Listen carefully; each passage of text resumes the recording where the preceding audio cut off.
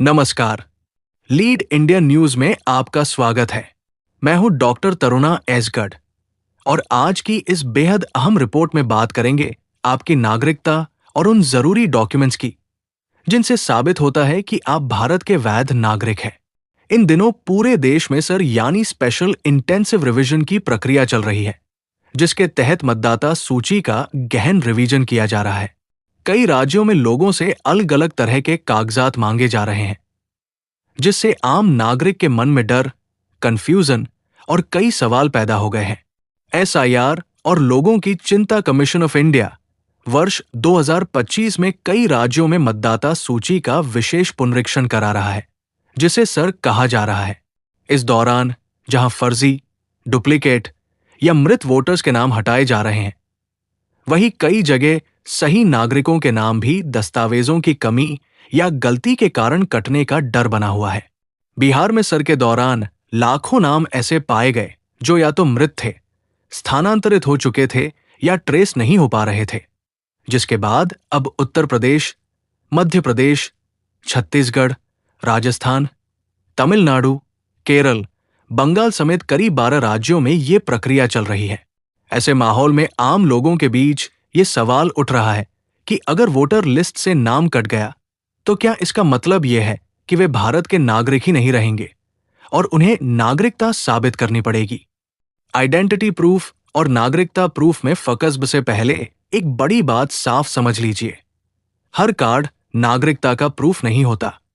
आधार card, voter ID, PAN card, ration card, ये सभी आमतौर पर आइडेंटिटी प्रूफ या एड्रेस प्रूफ माने जाते हैं, लेकिन ये अपने आप में नागरिकता का अंतिम प्रमाण नहीं है। कानूनी नजर से देखें तो नागरिकता साबित करने के लिए कुछ चुनिंदा दस्तावेजों को ही असली, मजबूत और निर्णायक प्रमाण माना गया है।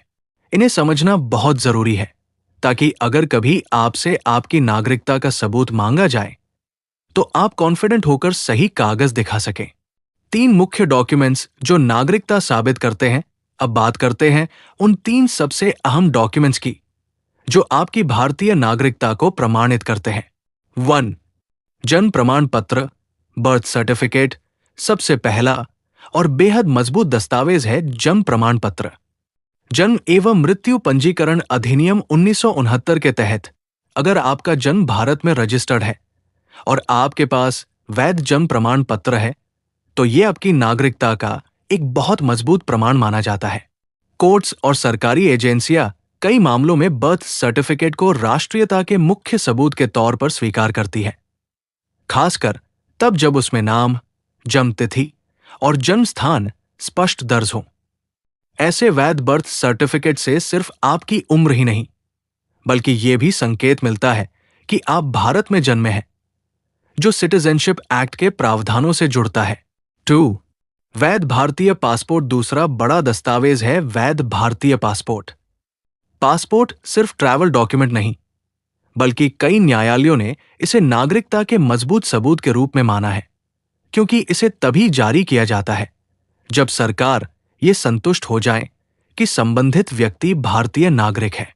केरल हाईकोर्ट और अन्य अदालतों के फैसलों में ये कहा गया है कि वैध भारतीय पासपोर्ट नेशनैलिटी का मजबूत प्रमाण है, क्योंकि उसके पीछे पूरी सरकारी वेरिफिकेशन प्रक्रिया होती है। इसलिए अगर आपके पास वैध भारतीय पासपोर्ट है तो यह आपकी नागरिकता के लिए एक अत्यंत भरोसेमंद डॉक्यूमेंट माना जाता है। 3. नागरिकता प्रमाण पत्र, सिटीजनशिप सर्टिफिकेट। तीसरा और सबसे विशेष दस्तावेज है नागरिकता प्रमाण पत्र, जिसे मिनिस्ट्री ऑफ होम अफेयर्स द्वारा जारी किया जाता है। यह प्राय उन लोगों को मिलता है जिन्होंने जन्म से नहीं बल्कि नेचुरलाइजेशन या रजिस्ट्रेशन के माध्यम से भारतीय नागरिकता प्राप्त की हो। नेचुरलाइजेशन के जरिए नागरिकता का मतलब है कि कोई व्यक्ति जो मूल रूप से विदेशी है, भारत में तय अवधि तक लगातार निवास करने के बाद भारतीय नागरिकता के लिए आवेदन करता है।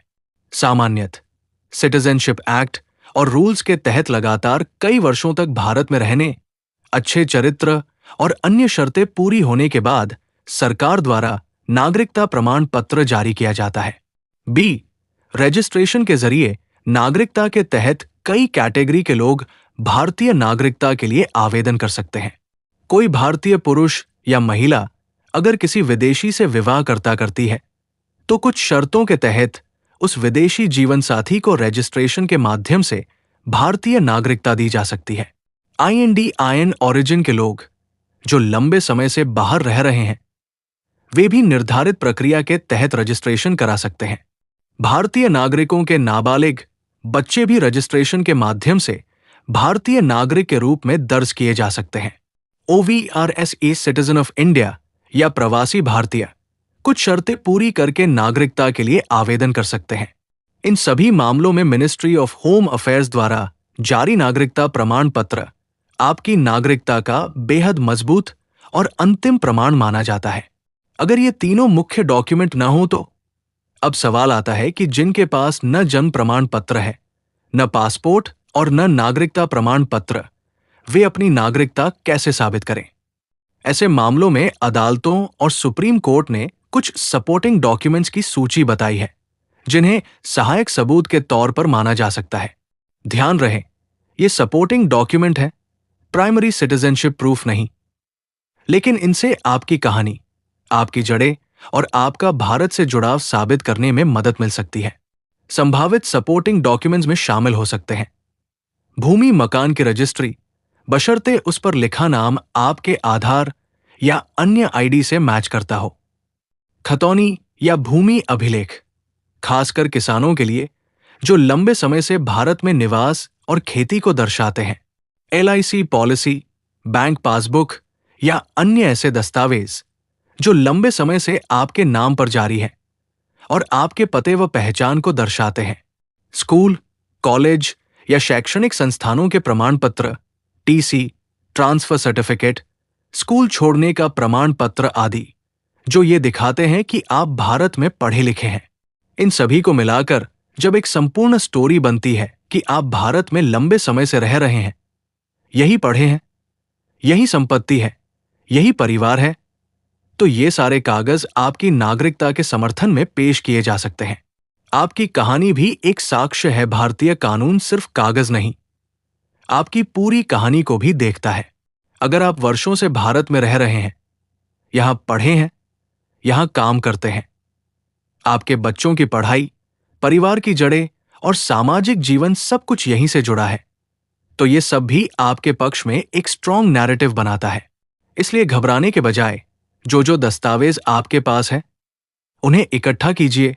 नाम, जन्म तिथि और पते में जो भी गलती हो उसे सुधारने की कोशिश कीजिए और जहां जरूरत हो वहां नए प्रमाण पत्र बनवाने के लिए आवेदन कीजिए।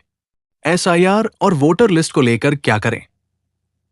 अगर सर के दौरान किसी कारणवश आपका नाम वोटर लिस्ट से कट जाता है तो इसका मतलब ये नहीं कि आपकी नागरिकता खत्म हो गई।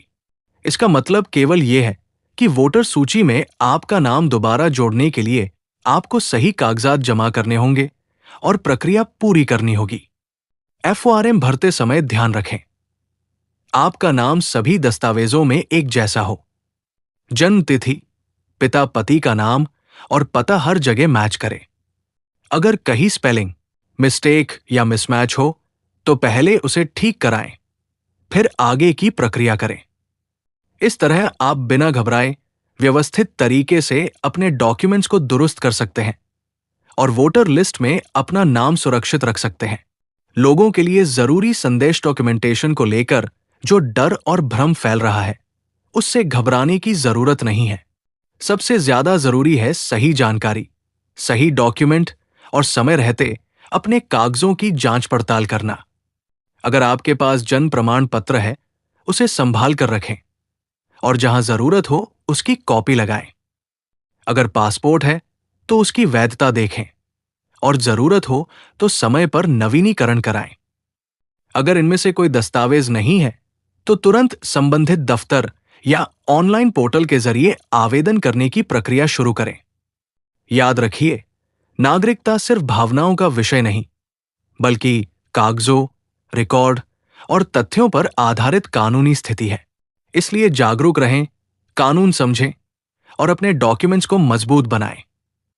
एंडिंग, क्लोजिंग तो आज की इस रिपोर्ट में समझा कि कौन कौन से डॉक्यूमेंट आपकी पहचान बताते हैं और कौन से डॉक्यूमेंट आपकी नागरिकता को प्रमाणित करते हैं।